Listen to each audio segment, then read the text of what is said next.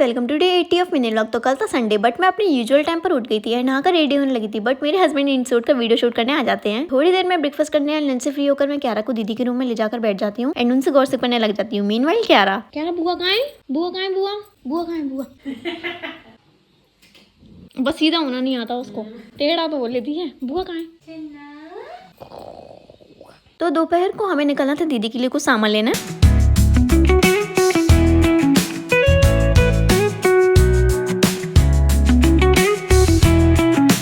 यहाँ गाड़ी नवंबर की धूप में खड़ी हुई अंदर से एकदम तप रही थी। फिर जब तक ये एसी चलाकर गाड़ी को ठंडा करते हैं तब तक हम लोग भी अपना अपना स्पेस ऑक्यूपाई करने लग जाते हैं। फाइनली पापा जी भी आ जाते हैं एंड हम लोग मार्केट की तरफ चल देते हैं।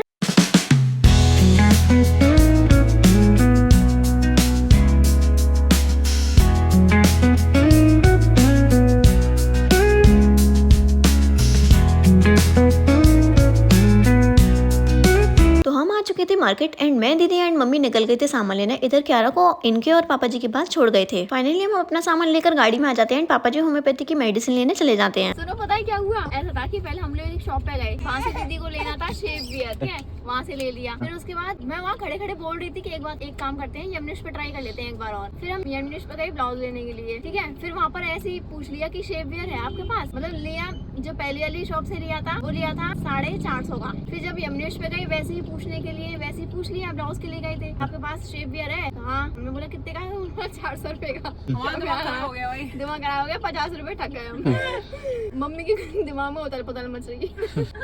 फिर हम वापस से उसी शॉप पे गए। भैया लेंस कम है। मैं कही यार ये तो ऐसे ही आते हैं, तो हमने की तो फिर पहले नहीं पाएंगे। उन्होंने कही ठीक है तो फिर ले लो अपने पैसे। हम वापस पैसे लेके फिर हमने उस पे गए। हमने बोला लाओ शेव बियर निकाल देना। उनसे भी 400 रुपए में खरीद लिया। 50 रुपए की बचत हो गई। और ऐसे हमने इनको अपनी 50 रुपए की बचत की दास्तां सुना डाली। मिलते हैं नेक्स्ट मिनी व्लॉग में, बाय बाय।